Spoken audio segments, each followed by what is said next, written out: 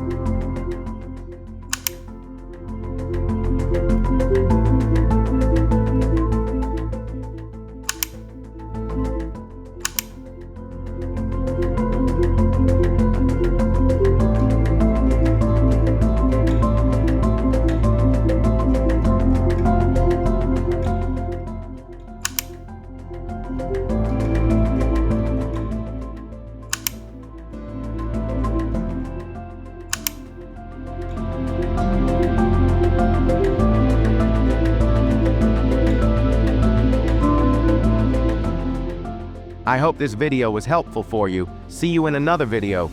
Goodbye.